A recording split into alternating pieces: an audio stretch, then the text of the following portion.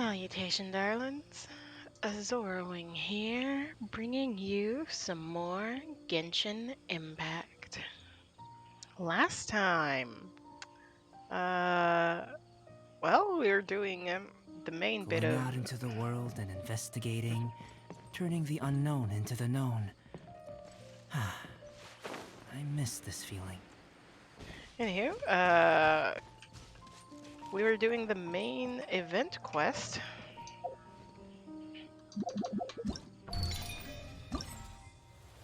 Beginnings and endings. Wait, what? Did I not finish it?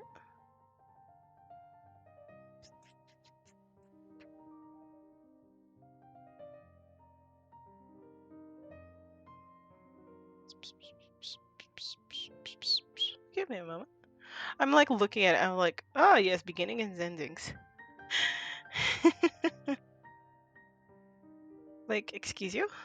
Oh, there's a thing. There's a thing. Okay. I'm like looking at this and I'm just like, wait a moment. Tweech. I'm just like, wait a. Uh-huh.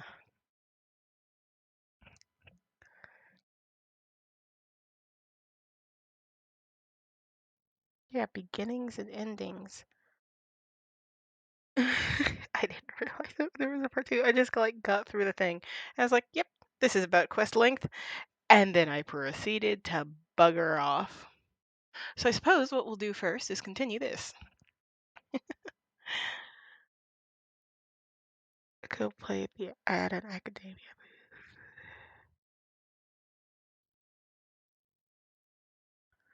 However, next time on King of Invocations. Because apparently a location is busy. The quest location is currently involved in other quests. Let's see, King of Invocations. Next time on King of Invocations. Alright, I was gonna say we're doing Antiquity Hunt, because if I'm remembering my flags, we've done these two. We were planning on doing an Antiquity Hunt, which is this flag.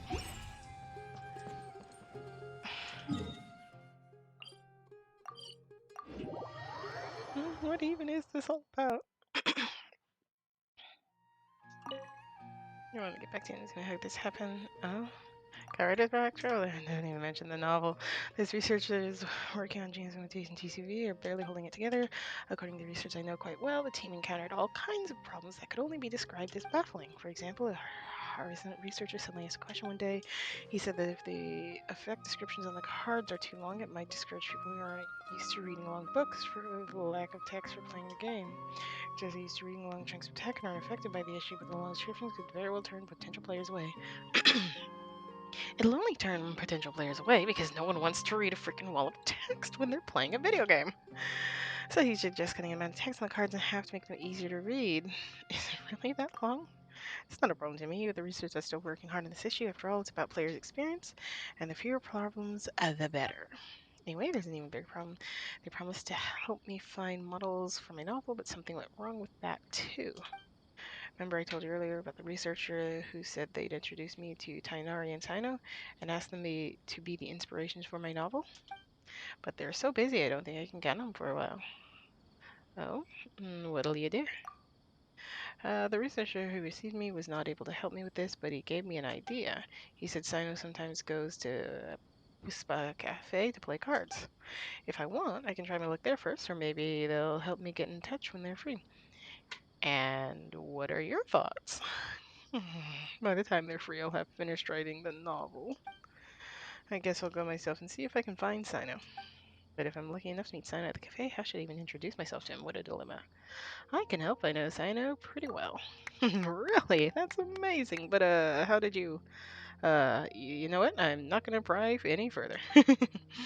What are we waiting here for then? Let's head to Pusfa Cafe right now. Hope we'll be able to catch Sino.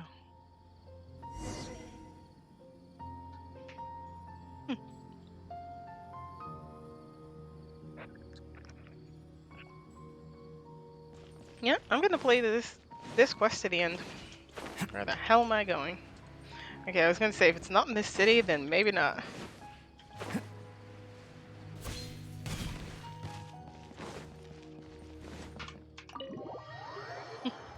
I absolutely love this place. Exists. The whole TCG thing is just adorable in ways difficult to describe. Time flies when contemplating life, the universe. Oh? Sino!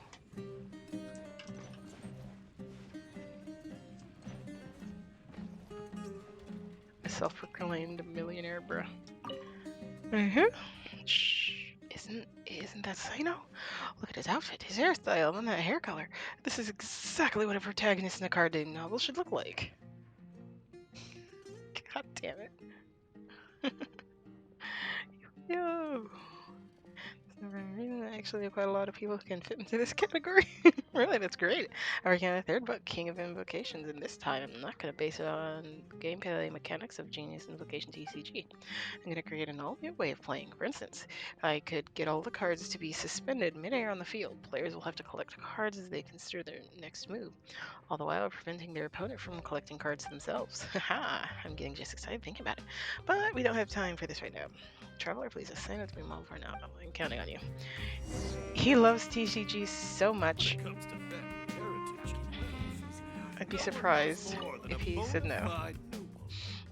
His combinations of cards isn't so bad, but they're not strong enough to deal with quick attacks. What you up to, Sina? What's wrong, Wing? I didn't expect to see you here.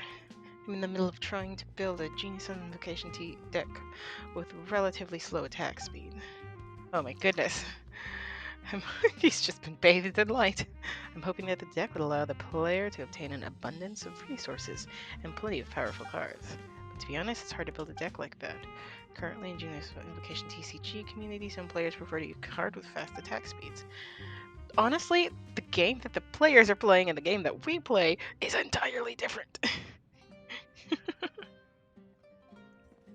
the beginning of the game, players play a large number of cards in one go in order to swiftly defeat their opponent, yet that's not at all how we play.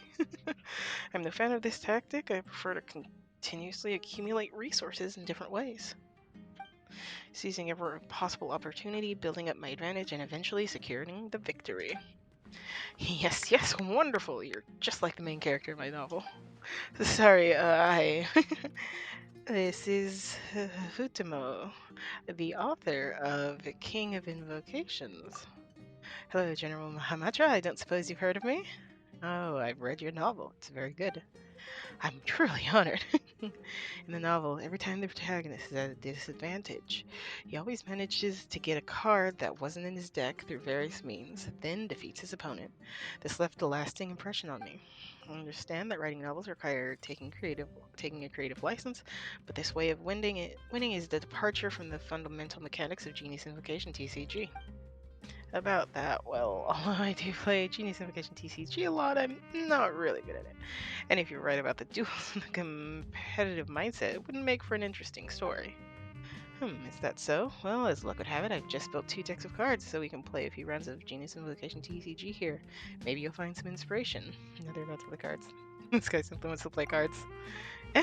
Playing with you? I'd love to, but the truth is, I'll explain.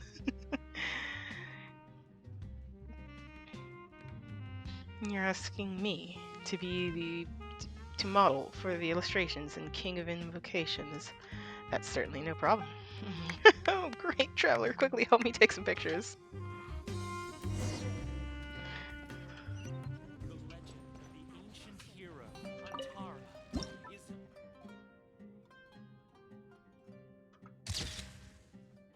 is... This is just so delightfully awkward. Take several pictures of Sino very quickly. This has been a big help. I'm sure Sergey will make an excellent illustration. Thank you very much, Sino. I'll be sure to send you a copy of this novel as soon as it's published. Sino, the 2 decks you're holding are Didn't you promise to play a few games of Genius Invocation TCG with me earlier? I'm not very good at it, so Traveler, you're definitely better than me. Uh, Then the matter of settled. Here, take this quick attack deck. I'm gonna use this relatively slower deck to see how I can deal with your attacks. I'll do my best, Sino.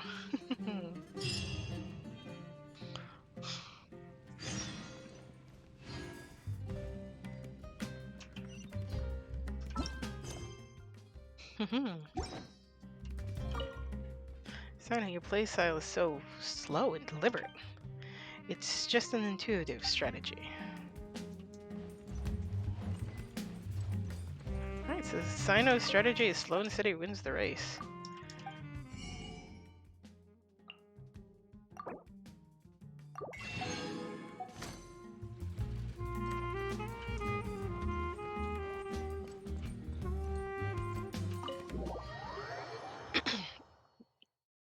Oh, I forget what I was looking up. But I remember hearing about like that original quote, the whole slow and steady runs the race thing. It wasn't that going slow is better. It's like the moral of the entire story of the rabbit and the hare is to not become overly prideful when like when you're achieving victory, like when you're competing, like don't be overly prideful like the rabbit did.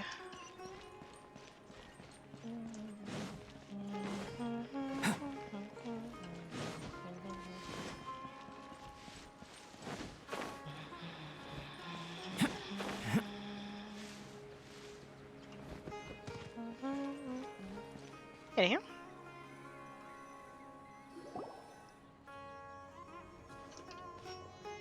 It feels like something's been on your mind this entire time.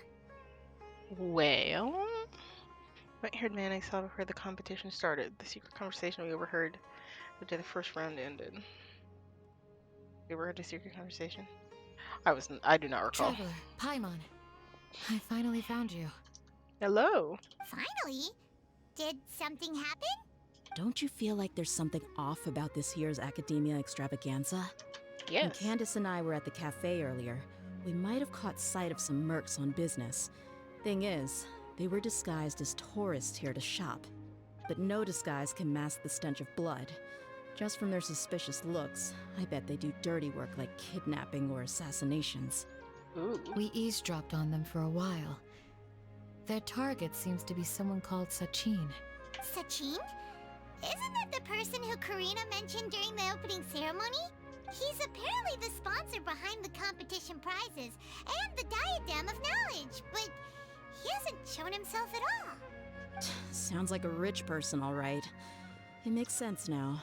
The Eremites have been struggling to make ends meet recently, so a lot of groups have been doing private work that involves the rich. In their words, one gig sets you up for half a year. Just one job like this nets them enough mora to take it easy for a while. The extravaganza has brought many tourists to Sumeru City all at once, so it's likely that they took advantage of the bustle to sneak in. Dia and I wanted to directly capture them, but they were on guard and made some excuse to slip away. I would have tied him up if it wouldn't have caused a scene. Who's legally supposed to take care of this kind of thing? The Matra or the Core of 30? If Sino were here, he'd definitely get involved. Why don't we head over to the Academia and tell Amatra? Thanks a million, you two. Not at all. It was coincidence on our part as well. Still, very lucky coincidence. Yeah, don't sweat it. The Eremites' reputation is gonna get even worse if these scumbags succeed. But this is Sumeru City. Candace and I don't have as much freedom to act here, so we're leaving this in your hands. Should you require our aid, come find us at the cafe. Goodness, hiccups. The ladies are off. Paimon's noticed that something's bugging you. Is it the extravaganza? 'Cause Paimon's starting to think that there's more than meets the eye here, too. But thinking like this isn't doing anything. Let's just go find Amatra.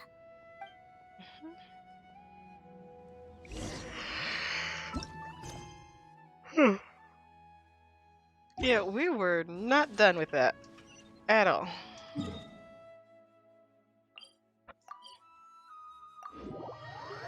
Yeah, good rule of thumb, if it's anywhere that's on the tree, this teleport marker right outside it is the best.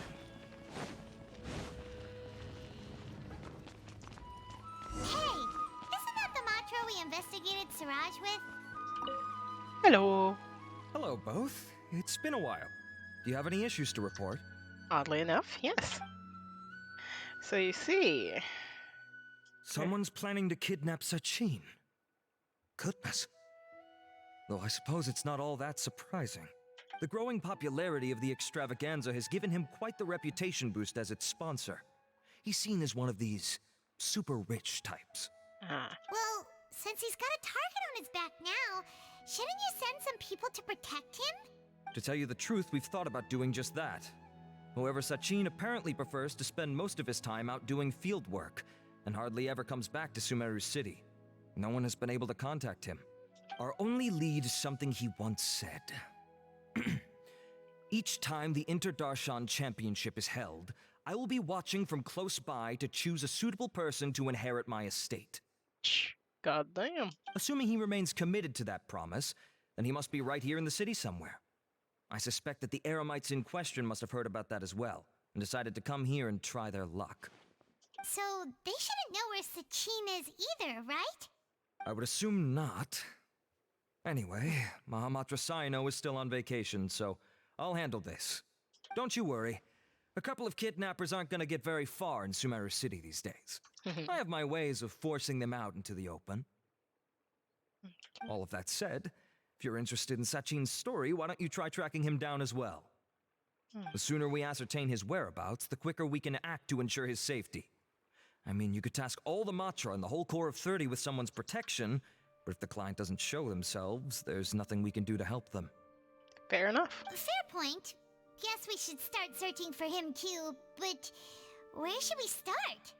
Do the Matra have any information at all on Shirajin? None, I'm afraid. He's never committed any crimes or broken academic protocol, so we don't have a very detailed file on him. Right, he's just some rich guy who's sponsoring the thing. I've heard that Alhaitham has now stepped down from his post as acting Grand Sage and is back to being the scribe again. Maybe it's worth checking to see if he knows anything. Good idea! Okay, we'll head back to the extravaganza venue and see if we can find him.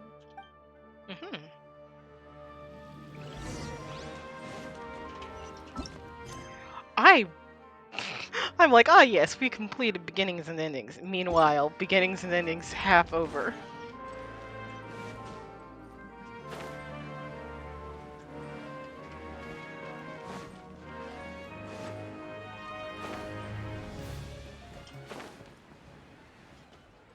Oh. Hey, Nilu, have you seen Alhaitham anywhere? Yeah, we're looking for Anthem. Alhaitham? Why, what is it? We're trying to track down someone and we need him to pull up some records for us. Oh, I see.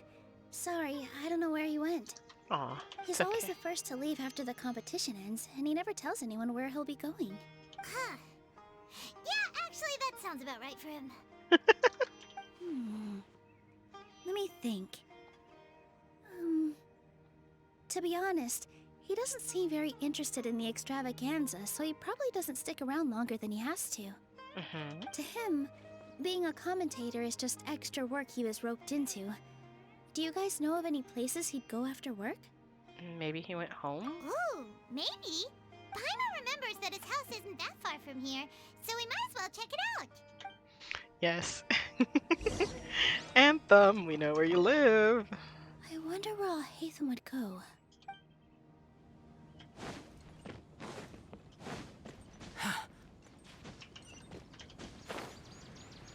But honestly, yeah, I can't imagine Anthem going anywhere but home after he's had a long day at work.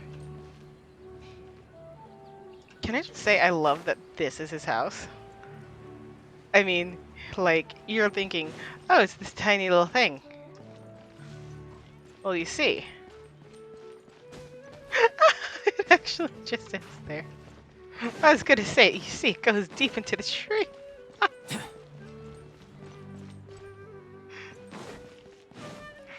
Well, you see, we live in a teapot. Oh my Let's god. try knocking. Knock knock. Oh, No answer? Maybe no one's home.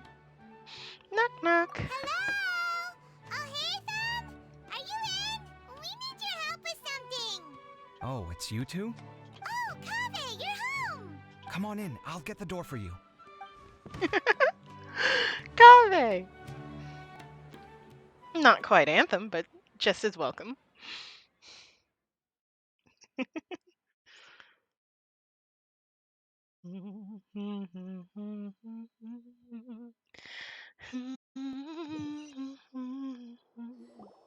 didn't hear a peep when we first knocked. We thought no one was home. Well, I can't be too careful. If someone from the academia came here looking for Alhaitham, and I opened the door for them without thinking, before long the whole city would know that I'm living here. You're pretty conscientious about this, huh? So, what happens if someone comes inside looking for him while you're at home? It's fine, as long as I stay in my own room. Anyway, why would someone just barge in here looking for him? Most people have better things to do. Fair enough. So, do you know where he is at the moment? What do you think? Who knows what he does in his free time? All that matters to me is that he's out of the house. Did you have? I'm not sure, but to me, like Lumine is absolutely shipping at them. It's just like, ah, yes, lover's spat. I wouldn't call it that. He's just incapable of saying anything pleasant at all. I told him how the second round went. I won the lot draw, remember? Because of good karma, of course. My luck's on the rise. But him, being him... Oh, you wouldn't believe what he said after I was done talking! You're always quick to remind me that you're my upperclassman, and yet you do not problem solve in the manner becoming of an upperclassman. This begs the question of why we attach prestige to seniority at all. What does he mean, manner becoming of an upperclassman? What, am I supposed to earn the title of upperclassman now? And he didn't stop there. He said, I'd encourage you to reflect on why you've ended up having to rely on luck every round. Frankly, it's incomprehensible to me how you've managed to make it to this age without acknowledging the proverbial elephant in the room of your life. Yeah, that does sound like something Alhaitham would say. God damn, Anthem was staring into him. I've had it with him. Every time I talk to him, it's the same way. He finds a way to infuriate me every single time. Also, Kave's older than Anthem? Interesting. Anyway, the disdain is very much mutual between us, so I'll be moving out as soon as possible.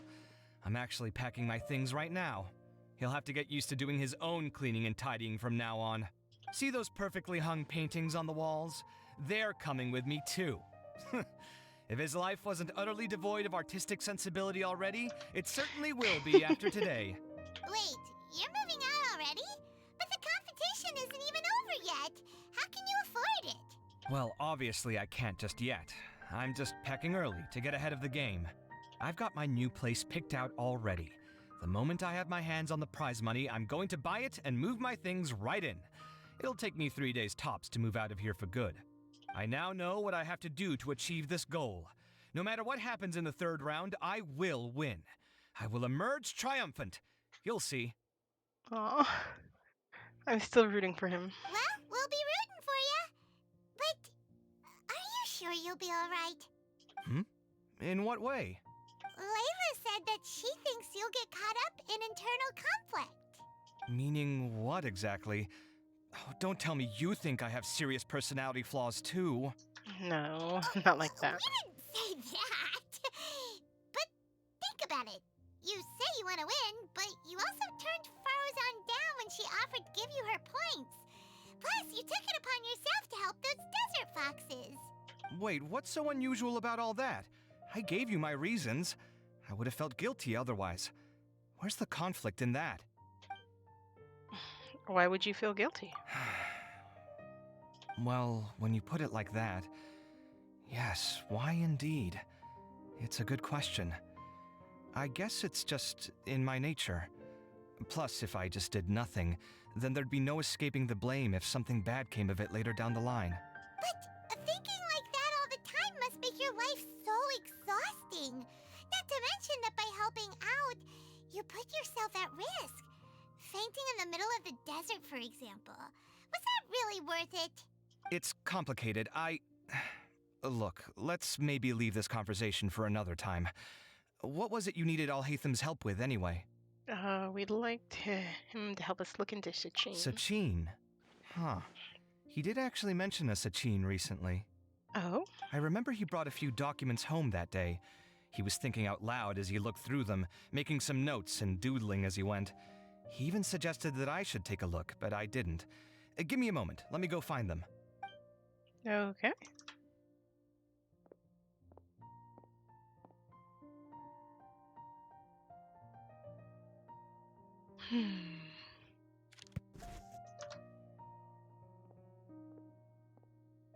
Ah, this is the one. Here, take it. You sure he'd be okay with this? With taking liberties? He's certainly okay with helping himself to my beer whenever he pleases. Kaveh drinks beer, the more you know. And anyway, he did ask me if I wanted to read his notes. I didn't see the point at the time, so he just left them on the side. He doesn't leave documents lying around unless he's okay with other people reading them. It's fine, I promise. Cool, if you say so. Okay, let's see what he's got on Sachin.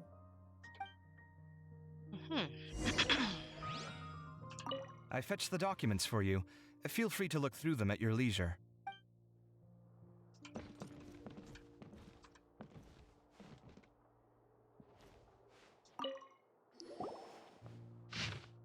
Sachin was born into a wealthy family. His father, Raju, oh goodness, excuse me, hiccups, was a renowned merchant and sewer with many properties to his name. At the age of 9, Sachin enrolled into Bahama, achieved excellent grades at the age of 15, completed all his courses, and graduated first in his class.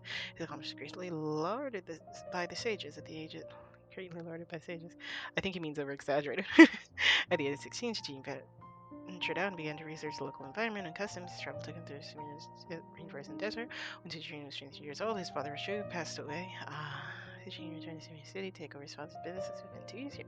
At the age of 25, Sachin once again ventured into the desert to conduct field research. Records show that he traveled with a caravan and lived in our village for a period of time. At the age of 32, Sachin returned to Sumir City. He looked withered and weary, his mental state in shambles.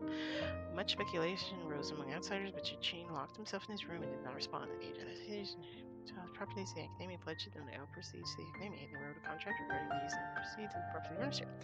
The following is an example quote from the contract: "The minimum 30% of all revenue generated from businesses will be used to fund prizes for the Internet Championship, which will encourage young prodigies to actively participate in the championship. I will also be donating my entire collection, the most profit item which is the item amounts, which are in honor of the ceremony, but only the winner of the competition may wear it. In addition, the Academy is only given the right to maintain and manage. In addition, the Academia is only given the right to maintain and manage my properties. Ownership of them does not belong to the Academia, nor does it belong to me. Each year, when the Internet Championship is held, I'll keep a close eye on each candidate. If I particularly identify with a participant, I will reveal myself. I will then bequeath all of my wealth to this individual, whom I'm judged worthy of my acknowledgement. They will have the usage rights to all assets and proceeds under my name. I hope the Academia will respect any and all decisions made by that person." After the contract came into effect, Sachin retreated and returned to the forest to continue his investigations, but there has been no word from him since then. Many have claimed to have seen him in the desert, but none such claims have been verified.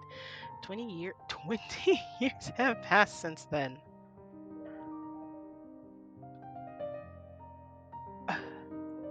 33, 43, 53. So he's in his That was 50s. a lot of information. Paimon's getting a headache. So, to sum up, Sachin put the Academia in charge of managing his estate and went off to do research, right? He even said that if he really liked one of the contestants, he wouldn't just give them a reward, but his entire estate as well. Oh, that must be worth heaps and heaps of mora. What? Are you serious? All of Sachin's wealth, that's more than I could spend in a lifetime, surely. Heck, if I got chosen, I'd be able to pay off all my debts, then buy a new place, and still have cash to burn. I could build another Palace of Alcazar's Array, except this time, I'd make it 10 times bigger. Oh, then there's that new project in Port Ormos, of course. The bridge renovation. To do it properly would take upwards of... Hey, snap out of it! You're getting way ahead of yourself there, mister! You're right. First, I need to focus on winning and moving out of this place. Mm-hmm. Huh? Wait a moment. There's a loose slip of paper tucked in between these pages. Did Alhaitham write this?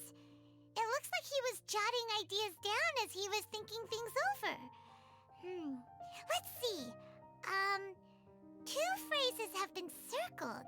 For the record, I thought that note was what we were reading. Sachin, dead or alive, unknown. And diadem of knowledge. Some of this stuff is just plain incomprehensible. Is this written in some other language? Let me see. Huh. I recognize this script. Give me a second. Lofty ideals may provide no defense at all against nihilism, but perhaps little decisions can. That's a rough translation anyway. I can't guarantee it's 100% accurate. There's another smaller line of text underneath. Why would he bring that up? Wow, it's so cool that you can actually read this script! Ah, yes. Anthem and Kave with their own secret language. We worked together on a project once when we were students. The title was Decoding the Runes and Architectural Philosophy of the Ruins of King Deshret's Civilization. I had to familiarize myself a little with this script at the time. Ah, so he knew you'd be able to read it, but perhaps no one else? Oh, interesting. So, any idea what Alhaitham meant by all this? Who knows? The way his mind works is one of the great mysteries of the world. Fair enough. Well, guess we've learned all we can here. Let's hope Aru've made some progress. Yeah, he better catch those crooks. But until then, let's just head out for a stroll.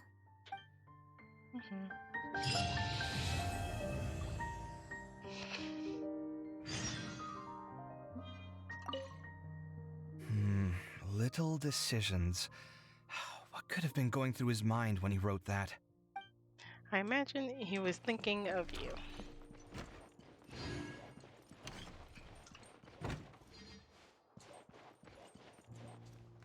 Ah, Anthem has a camera.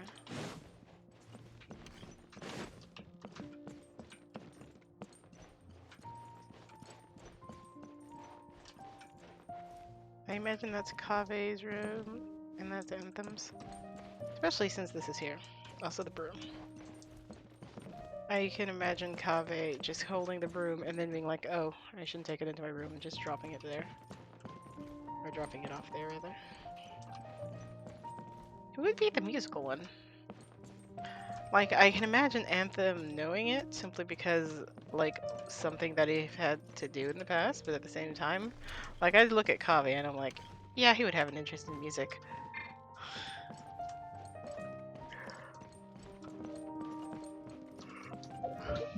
That is not the one I meant to look at.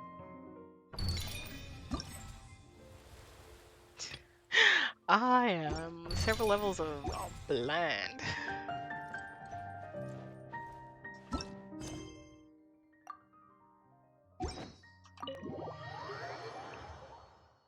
Anywho. Now. Let's do what I've intended to do since the beginning, which is Antiquity hunt.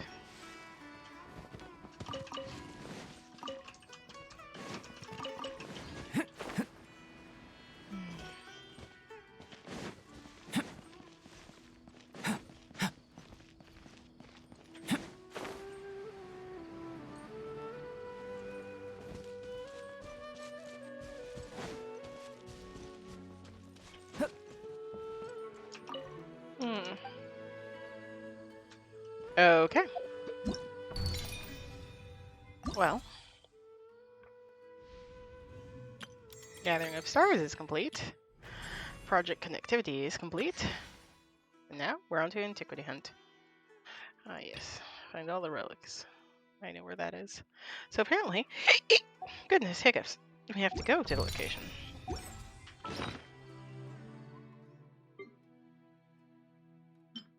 We need this. And we go here. Here we go.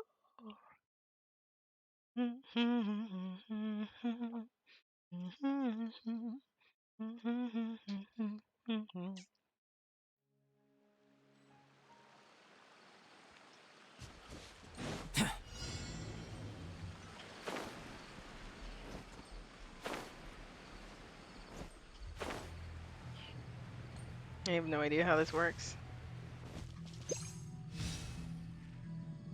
56. 34. So it's this way.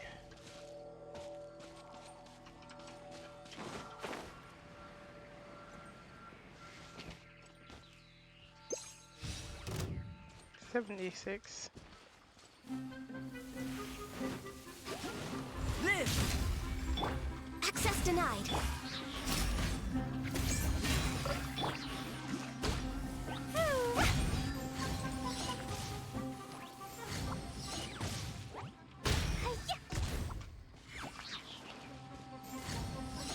La la la.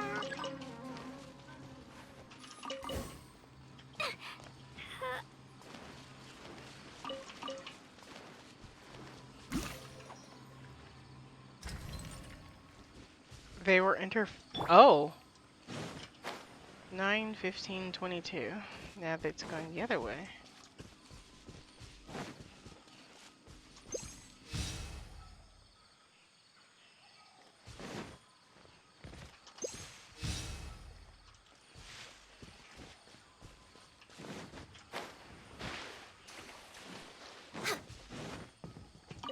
Next on the agenda.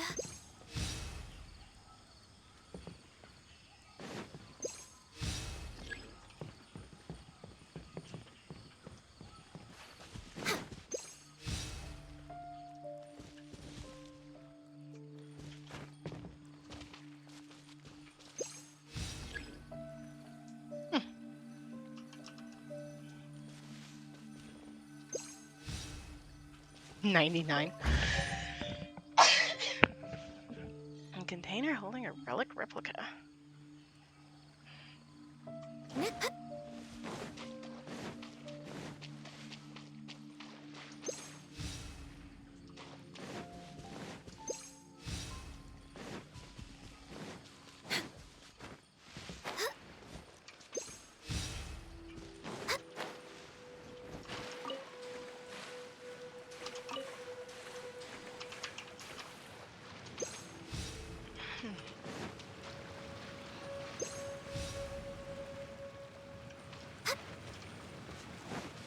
Healthy body, healthy mind.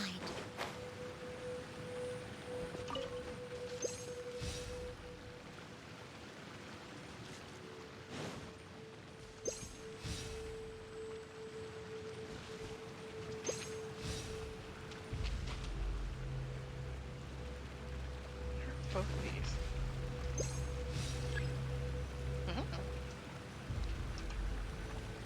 It really holds on that for far too long.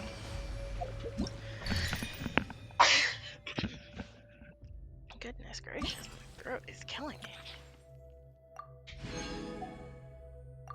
Alright, and then I've accidentally stumbled across this place as well. So once again, while fishing. It's this like...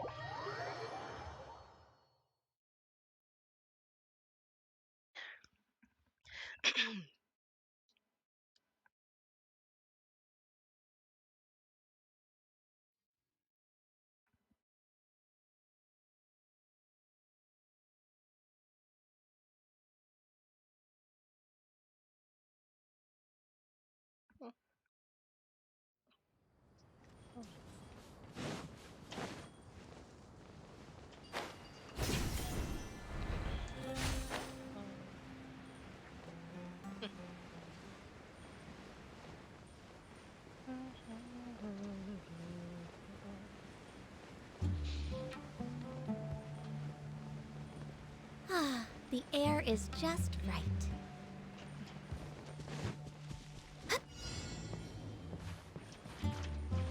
We're way behind schedule.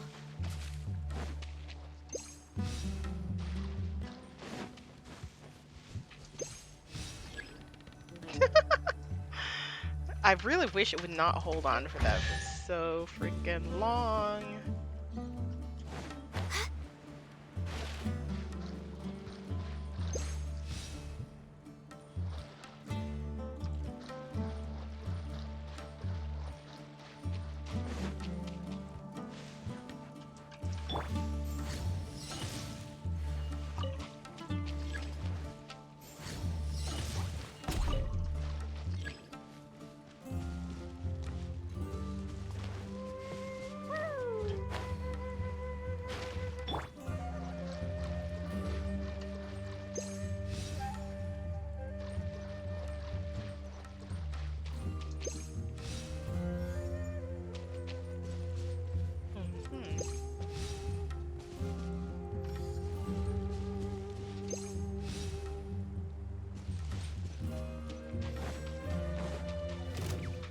burst forth. This is Yeah, I was long gonna say they might overdue. be interference. No touching. The hell? Pin them down!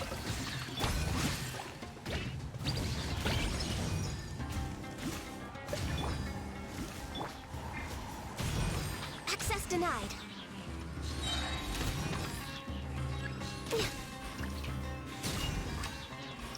What?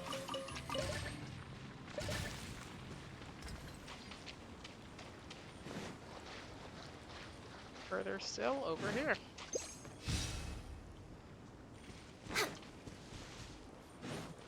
Born of ice and frost. Oddly enough, I don't think these ones are interference.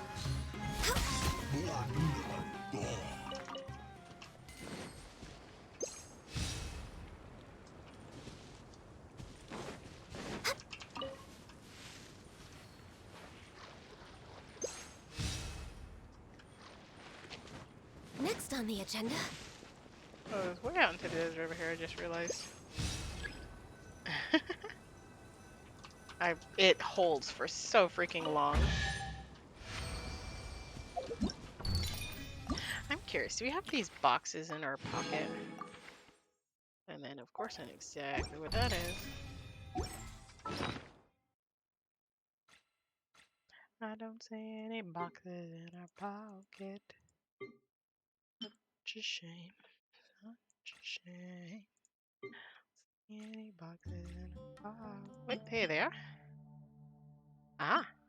Mushroom script. Oh, the script.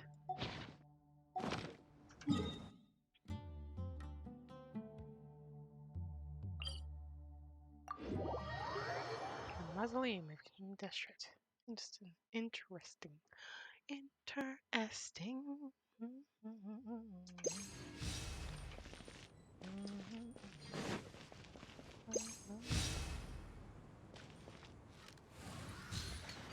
What you got? Access denied. It's a fury! Too easy!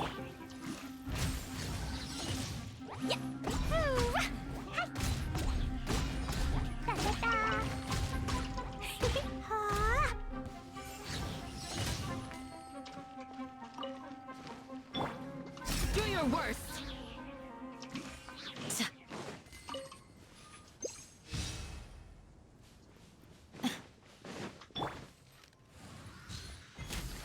I definitely, if these ones.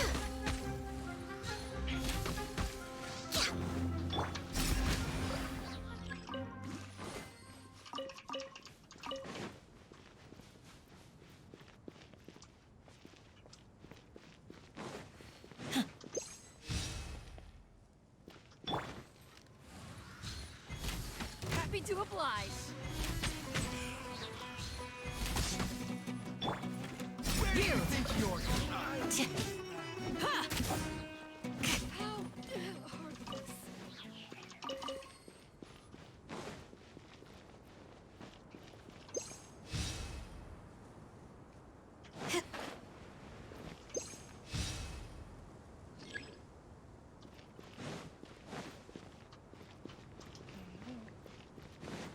Alright, since we're over here. 79, 72. I really wish it wouldn't hold for so freaking long.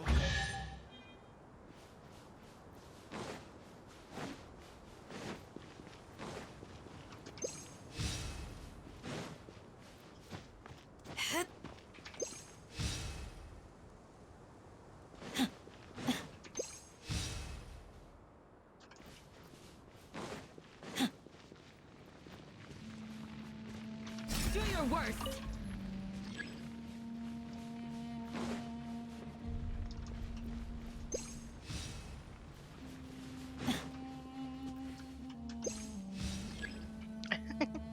There we go.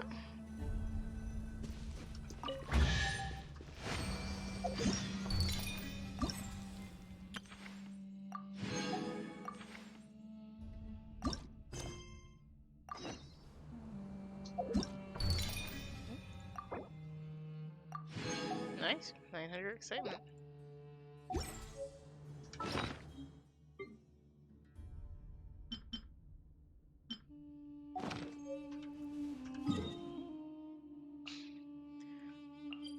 Oh boy.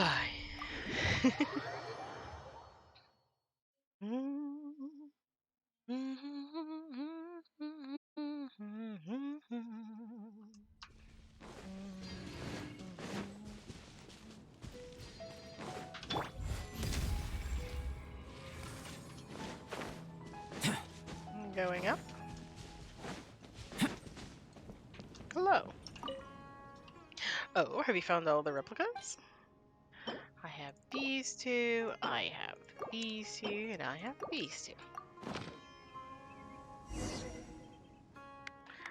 Marvelous. You really do have a knack for this, don't you? That is just the biggest stare.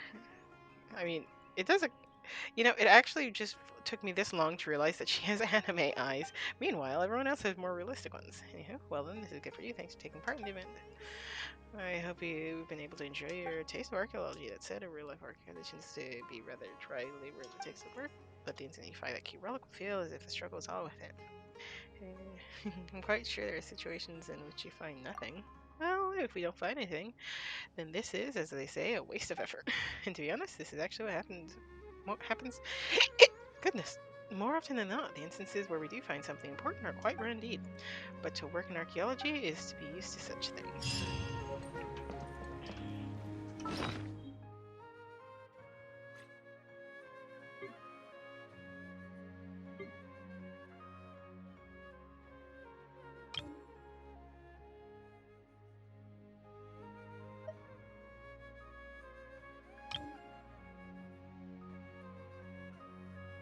Sumer.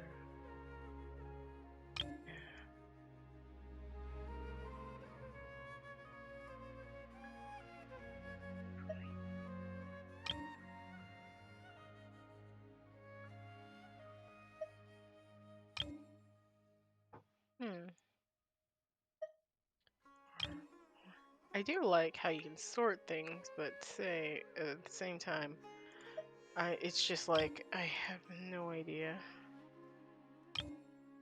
how.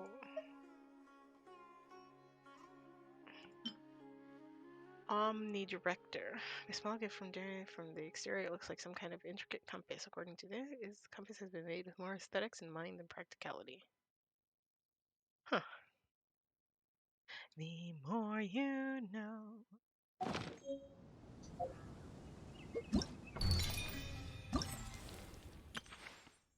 That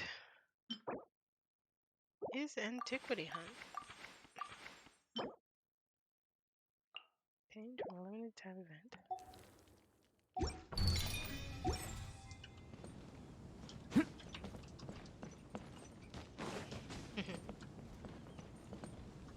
Bard. Bard, bard, bard, bard, bard, bard, bard.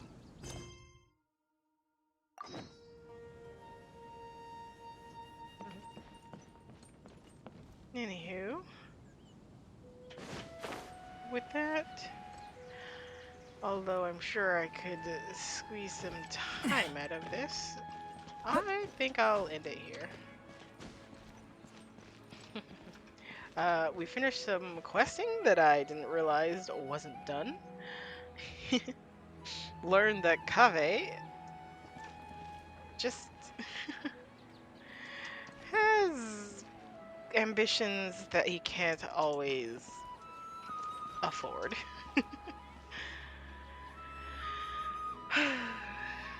And we went on a amateur's archaeological dig.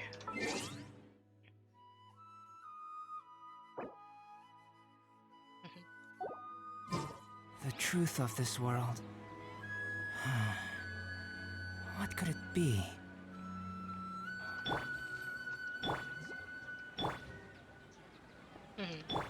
How important are the characters? Well, do they have the big ol' anime eyes? If yes, probably.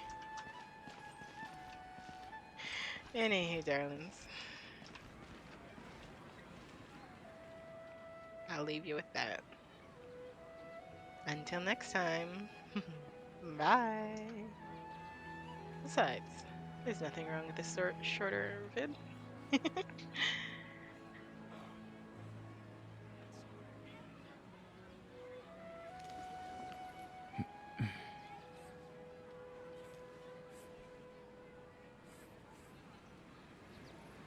Hmm.